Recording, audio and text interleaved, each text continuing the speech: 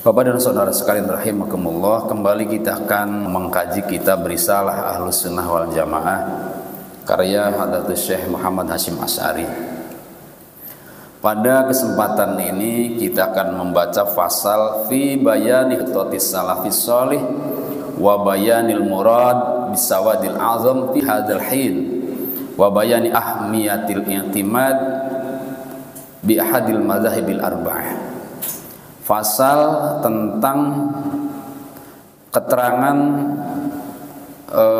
rencana atau langkah-langkah ulama salafus shalih, dan juga tentang keterangan yang dimaksud dengan sawadul a'zam di masa kini.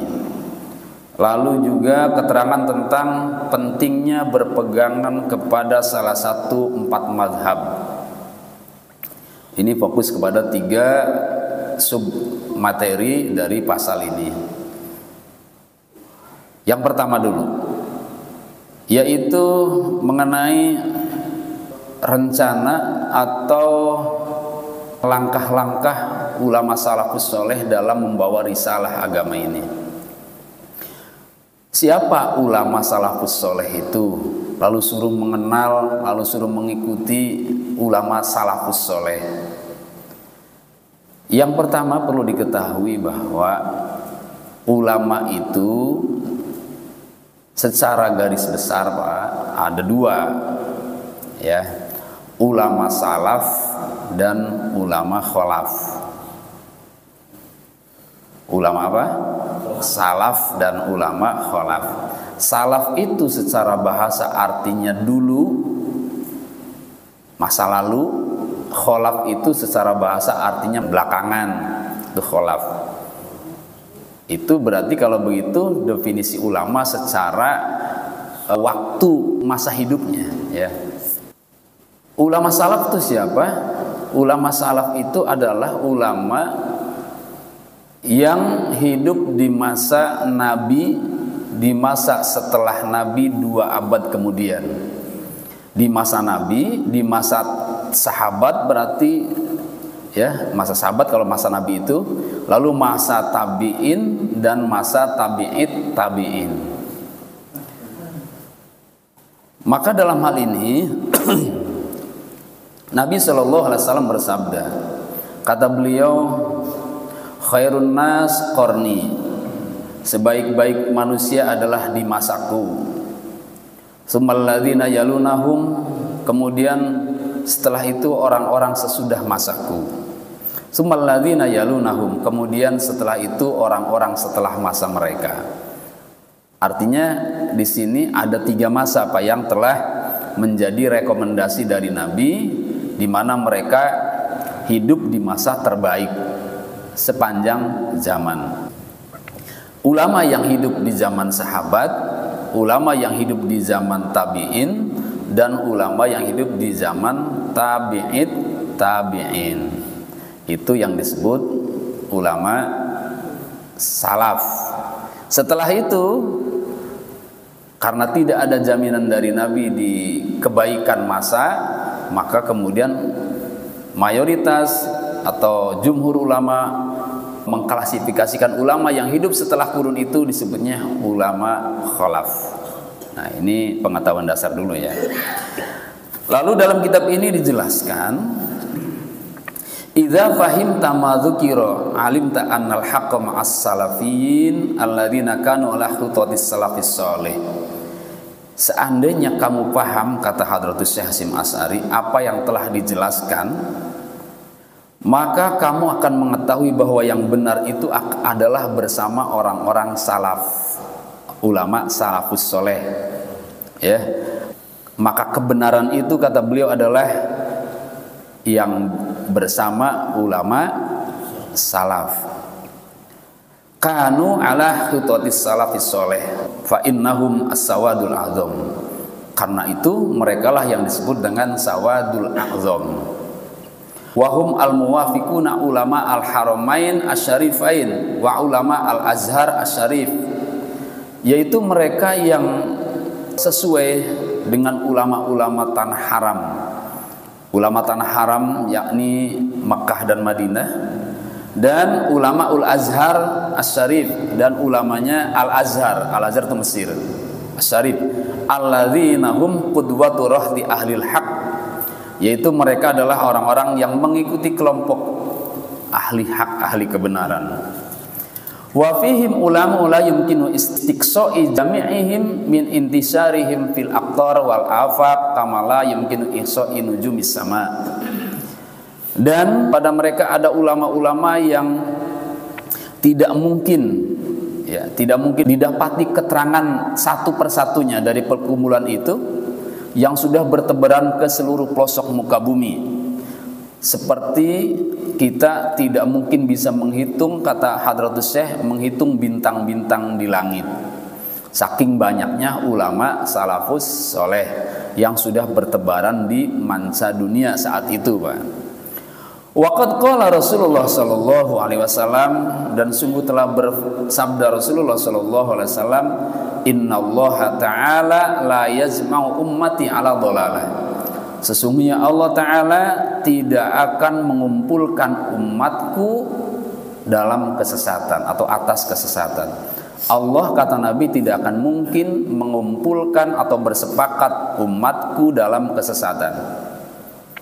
Wa yadullah alal jamaah, dan kekuasaan Allah bersama jamaah. Man sadda sadda ilan nar, siapa yang janggal maka dia akan menuju ke neraka. Rawahu Tirmidzi, hadis riwayat Imam Tirmidzi. Saya bacakan sedikit lagi teksnya. Zada Ibnu Majah, kemudian menambahkan Imam Ibnu Majah dalam hadis beliau, fa idza waqa'al ikhtilaf fa 'alaika bisawadil a'dham. Maka apabila nanti terjadi ikhtilaf, perselisihan pendapat di kalangan para umat, maka kata beliau fa 'alaika bisawadil a'dham, maka hendaknya kalian berpegangan pada kelompok terbanyak, kelompok terbesar. Wa fi Jami'us Shaghir, dan dalam kitab Jami'us Shaghir dijelaskan innallaha ta'ala, sesungguhnya Allah Ta'ala qad ajara ummati an tajtami'a ala dhalalah. Sesungguhnya Allah Ta'ala telah menyelamatkan umatku dari perkumpulan dalam kesesatan. Ya. Baik, sampai di sini dulu teksnya. Bahwa manusia itu cenderung mengikuti apa yang dipahaminya. Ya, begitu Pak, setuju ya?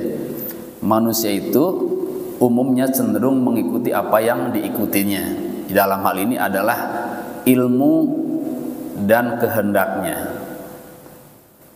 Ilmunya kita paham bahwa sholat itu 5 kali dalam sehari semalam wajibnya, maka akan mengikuti apa yang kita ketahui tentang itu.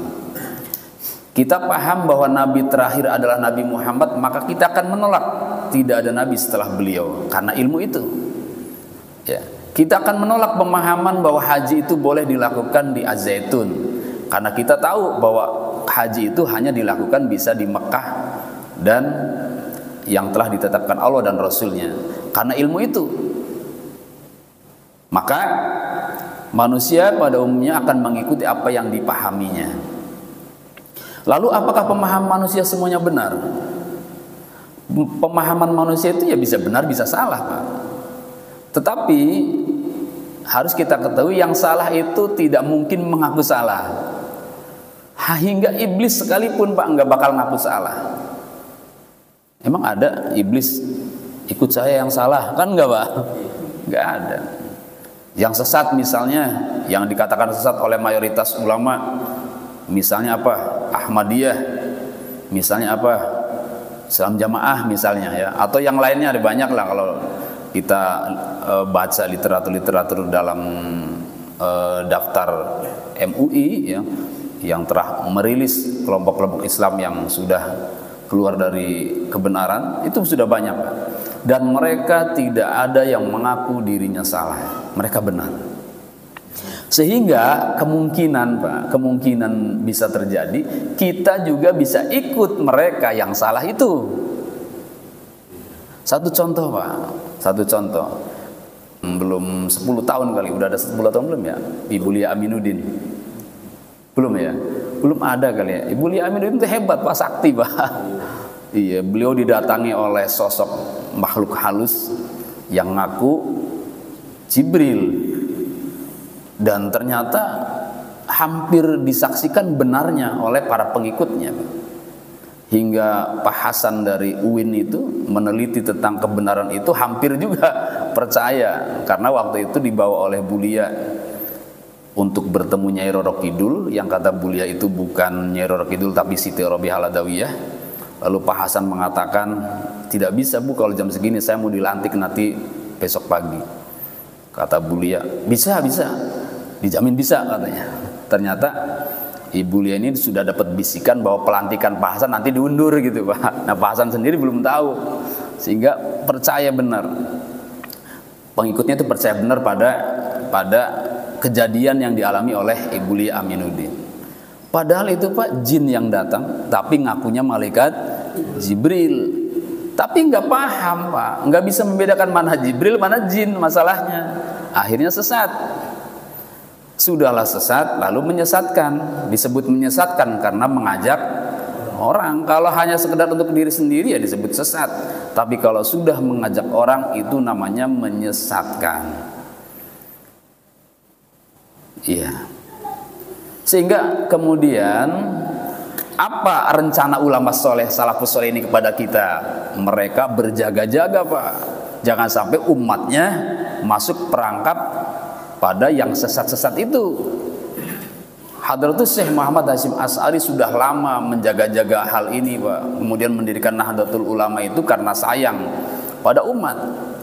Ya, kenapa ada NU?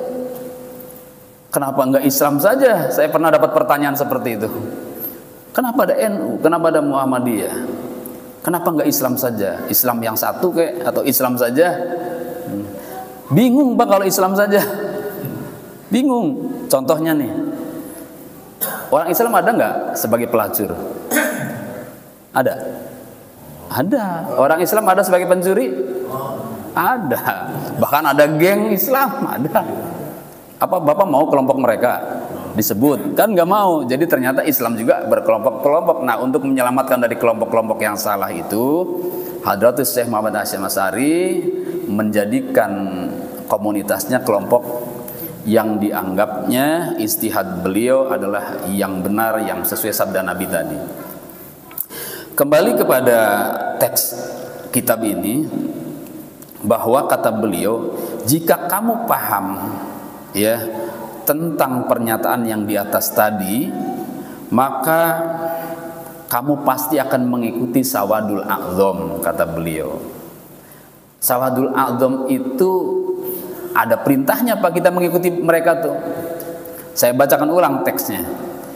Dalam hadis riwayat Imam Tirmidzi tadi ya, kata beliau, fa idza waqa'al ikhtilaf fa 'alaika bis-sawadil a'dzam. Kata beliau begitu, kata Nabi.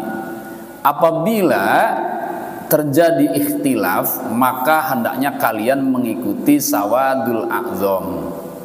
Bahasa Arab bahasa sawadul a'dzam itu terjemahan secara bahasa, sawad itu artinya sama dengan aswad. Aswad itu apa? Hitam.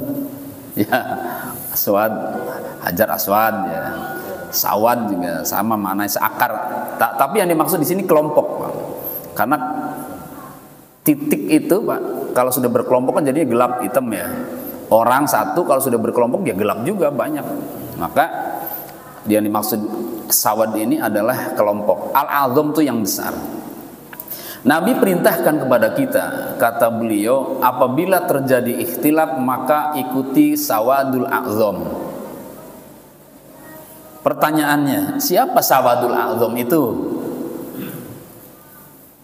Nah, jadi boleh Pak di sana berinterpretasi. Ulama-ulama berinterpretasi, berijtihad. Siapa sawadul a'dzam tuh? Kelompok terbesar. Orang awam juga mudah Pak mencerna itu Pak.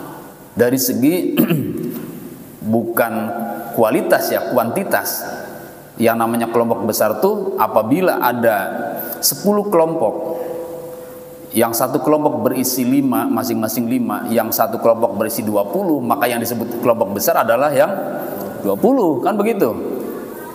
Jadi dari segi kuantitas jumlahnya banyak, itu disebutnya sawadul azam. Dan itu bisa dipahami oleh semua orang, baik orang awam apalagi orang alim, termasuk kita semua. Maka yang dimaksud sawadul azam ini, Hadratus Syekh Hasyim Asy'ari menjelaskan, Pak. Di antaranya adalah kata beliau, wahum al-muwafiquna ulamaul haramain asyarifain wa ulamaul azhar asyarif, yaitu orang-orang yang mencocoki atau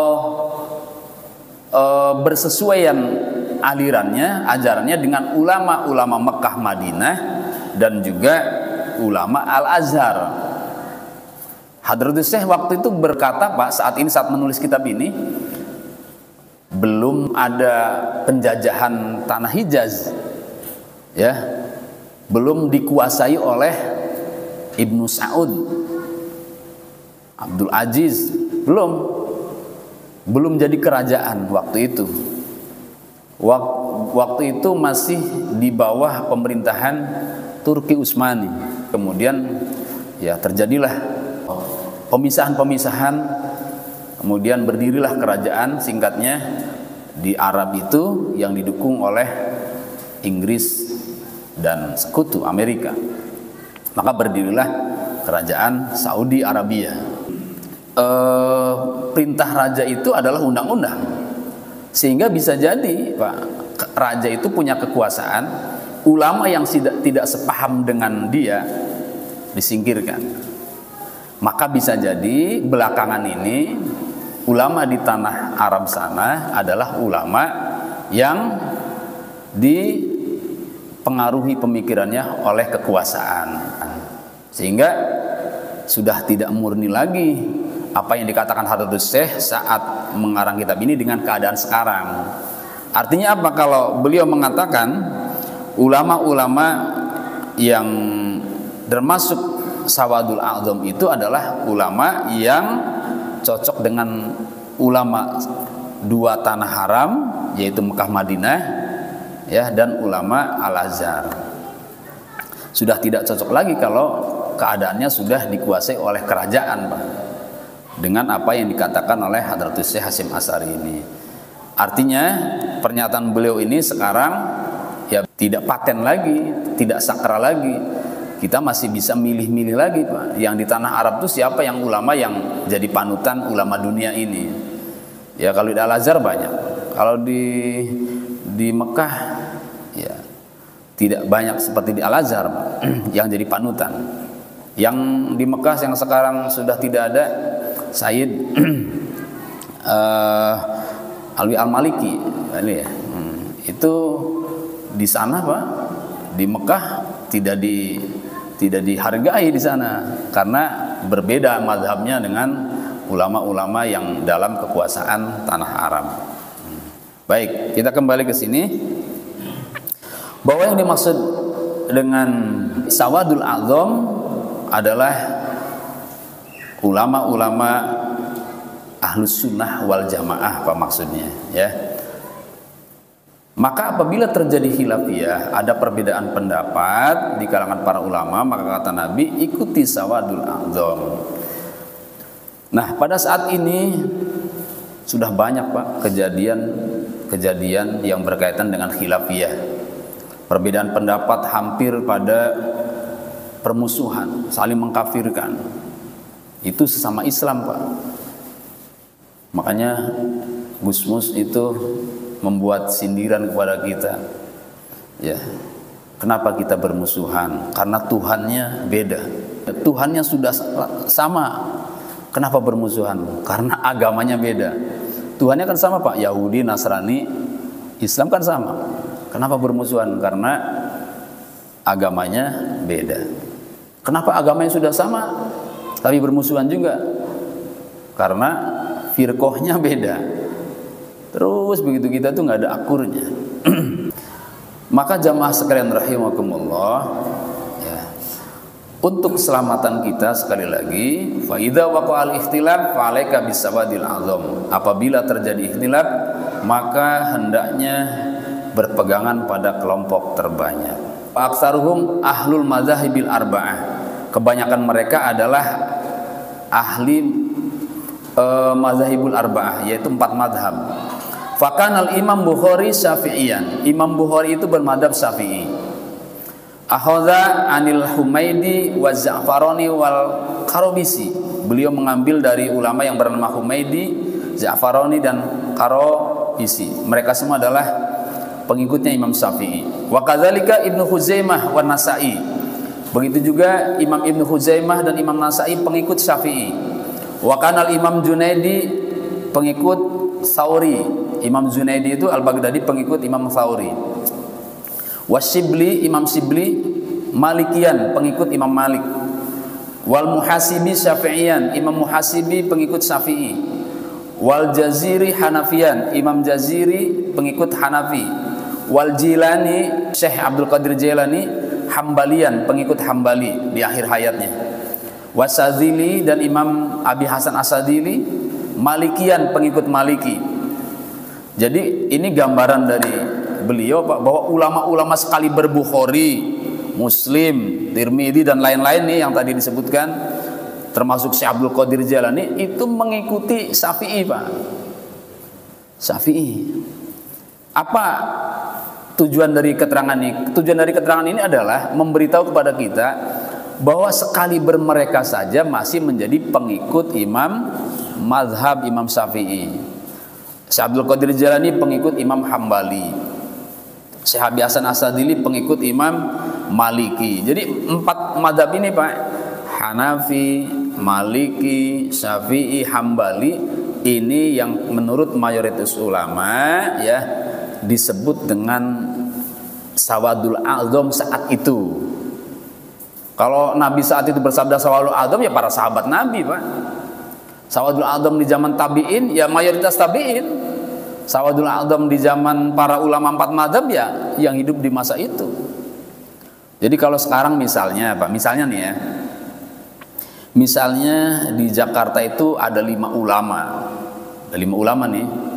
Ya, di ulama Jakarta Pusat ada namanya misalnya Idris. Ulama Jakarta Barat ada namanya Hanifah misalnya begitu. Terus ternyata umat-umat yang ada di Jakarta ini kita ngikut Kiai Jazuli misalnya. Ternyata Kiai Jazuli pengikutnya Mu'alim Syafi'i Hadami. Nah gitu ya. Nah, jadi kalau begitu Mu'alim Syafi'i Hadami, terus misalnya siapa lagi? Habib Ali dan lain-lain, berarti mereka itu disebutnya Sawadul A'zam di masa itu. Gitu Pak. Jadi Sawadul A'zam itu terus estafet. Ya, tidak hanya di masa itu, maka tafsirnya ya berubah-ubah. Tafsirnya berubah-ubah, Pak. Jangan kemudian bertanya begini. Nabi bersabda, apabila terjadi khilafiyah, maka ikuti Sawadul A'zam. Lalu kita berpendapat Sawadul A'zam itu adalah 4 madhab. Lalu didebat oleh dia nih. Kalau begitu, sabda Nabi waktu itu kan nggak ada imam madhab, salah dong, kan bisa digituin nantinya Pak.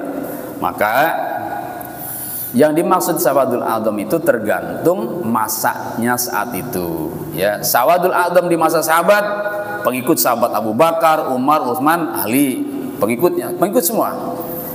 Ya, lalu Sawadul A'zam di masa tabi'in, yaitu 4 madhab tadi. 4 madhab tadi. Nah sekarang ini pengikut terbanyak, pengikut 4 madhab ini Pak menguasai dunia. Maka pengikut 4 madhab ini disebut apa?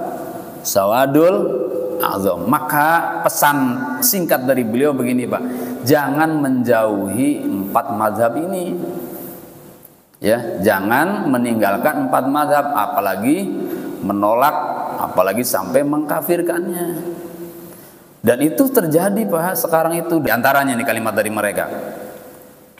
Mereka mengatakan bid'ah itu tidak pernah terbagi di zaman Nabi. Tidak ada pembagian bid'ah menjadi hasanah, dolalah, mandubah, makruhah. Enggak ada.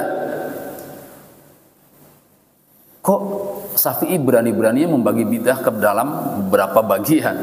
Lalu pertanyaannya, pinter mana Nabi dengan Syafi'i? Kita bingung jawabnya, Pak. Ya kan, seakan-akan Imam Syafi'i diadu dengan Nabi, Pak. Kan nggak mungkin. Padahal apa yang disampaikan oleh Imam Syafi'i itu adalah pandangan beliau tentang sabda Nabi tadi. Ya, bukan hanya dari kata-kata Nabi, tapi dari perbuatan Nabi, dari takrir Nabi itu diolah kemudian menjadi sebuah fatwa. Nah, itu dalam rangka menjauhkan dari imam mazhab. Nah, masih banyak yang lain-lainnya, ya. Oleh karena itu, sekali berimam Bukhari saja, kata beliau, kata Hadratus Syekh Hasyim Asy'ari, mengikuti atau menjadi pengikut Imam Syafi'i. Imam siapa saja, Pak? Yang 4 itu silahkan. Ya.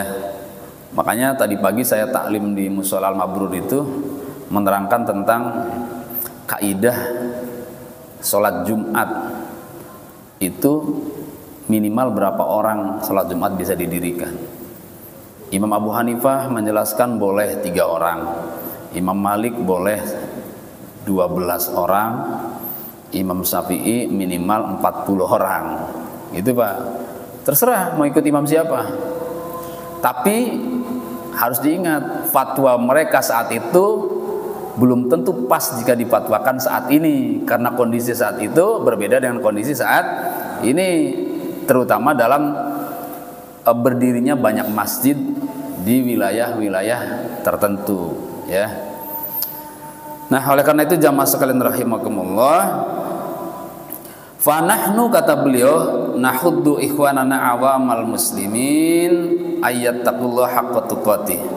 Kami menganjurkan kepada saudara-saudara kami yang awam, yang bukan ulama dari kalangan kaum muslimin, hendaknya mereka bertakwa kepada Allah dengan sebenar-benarnya takwa. Wa alla yamutu illa wa hum muslimun, dan hendaknya jangan dulu mati sebelum mereka menjadi orang-orang yang muslim. Wa yuslihu dzatal bayyin minhum, dan hendaknya mereka mendamaikan perselisihan di antara mereka. Wa ayyasilul arham, dan hendaknya mereka menyambung persaudaraan. Wa ihsinu ilal jiran wal aqarib wal ikhwan, dan hendaknya mereka berbuat baik kepada tetangga, kerabat, dan para saudara. Wa ya'rifu haqqal akabir, dan hendaknya mereka mengenali hak-hak orang tua.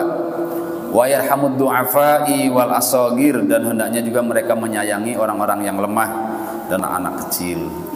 Nah, ini berarti kalau begitu beliau tidak membuat repot kita. Maksudnya begini, Pak, kalau memang ini susah kita cerna, ribet banget sih urusan agama nih, maka beliau nih berpesan satu, Pak, bertakwalah kepada Allah. Artinya takwa dengan sesuai dengan kemampuan. Ada perintah sholat lah, jangan macam-macam, jangan gua sholat imamnya begitu. Nah, itu hati-hati tuh, Pak, ya, itu hati-hati tuh. Sholatlah berjamaah, ikuti, gitu ya. Wa la yamut illahu muslimun, hati-hati atau takutlah dengan kematian yang tidak dalam kondisi sedang Islam. Maksudnya jangan sampai kita mati dalam kondisi tidak sedang ibadah. Berarti kalau begitu, Pak, hendaknya kalau mau berbuat sesuatu yang tidak pantas, ya kita mohon pada Allah. Misal nih, gaplean pantas enggak, Pak? Pantas enggak? Ibadah bukan? Mohon pada ya Allah, saya mohon jangan wafatkan saya dalam keadaan kondisi gapleh seperti ini, kayak gitu. Kalau bisa sih, kalau lagi gini nih, lagi pengaji nih, sering minta ya Allah, wafatkan saya dalam keadaan sedang ngaji. Begitu. Walaupun tidak harus ngaji saat ini, Pak, bisa saja ngaji saat kapan ya. Kalau sedang sholat berjamaah, ya Allah wafatkan saya dalam keadaan sholat berjamaah. Terus begitu, itu namanya minta mati dalam keadaan muslim, dan itu cita-cita harusnya. Jangan mati mah gampang, mati aja. Nah, namanya kita nggak punya prospek masa depan untuk menggapai kebaikan setelah mati. Ya, lalu kemudian jangan bertengkar, hindari pertengkaran. Udah aman itu termasuk ajaran salafus saleh. Masa gara-gara beda coblosan aja bertengkar? Iya, masalahnya gini, Pak Ustaz, bukan beda coblosannya, ngejek mulu dianya kan itu ya. Jadi yang bikin pertengkaran itu karena ngejekan. Ya, hindari ejekan kalau gitu Pak. Kalau kita diejek nggak senang, nggak suka, ya jangan ngejek. Bisanya seneng banget kalau calon orang lain diejek-ejek tuh, seneng banget nonton video itu. Kok hobi nonton video gitu ya? Calon presiden orang lain di video itu diejek-ejek, kita kan seneng banget share. Padahal sudah tahu hoak gitu. Nah itu yang terakhir, hendaknya berbuat baik pada tetangga, kerabat dan saudara. Dan ini susah Pak ya. Saudara itu siapa Pak? Saudara itu adalah kalau dalam pengertian bahasa Indonesia adik dan kakak. Kenapa diperintahkan berbuat baik pada saudara?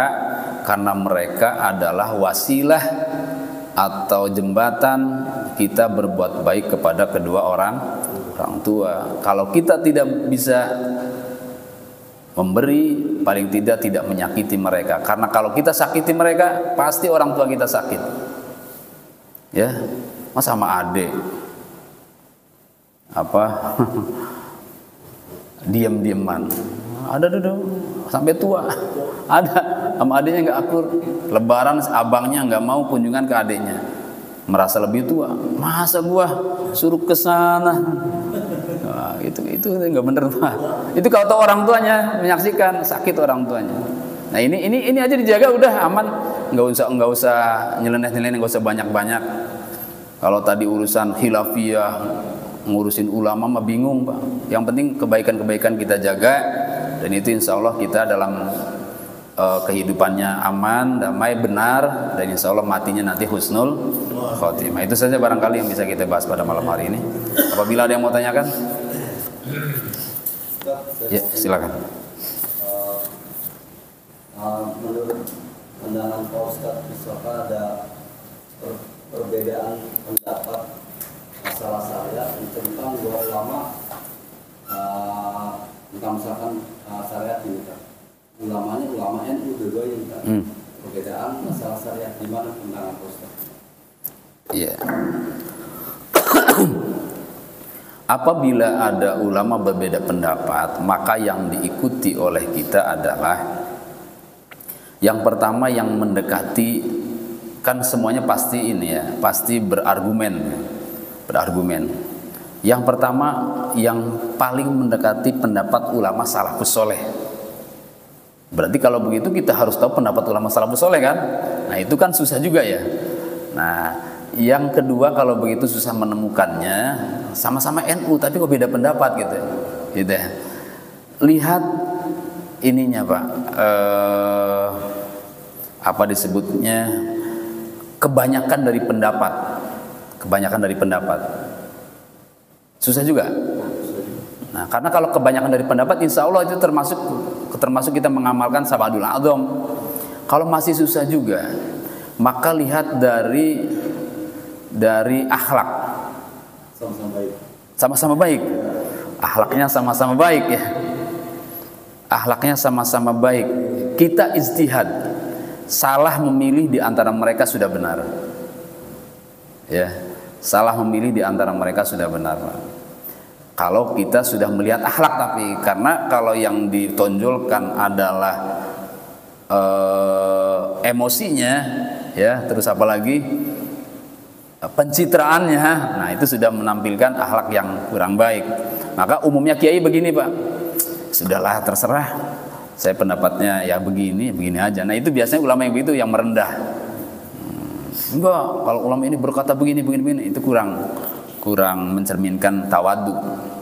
Ya, yang paling takut pada Allah itulah yang kita ikuti. Masih susah juga, ngaji terus, insya Allah ketemu. Iya, karena kan perkaranya nggak jelas yang mana. Kalau dicontohkan itunya sih agak mudah kasusnya. Kalau hanya gambaran umum ya begitu. Ya begitu.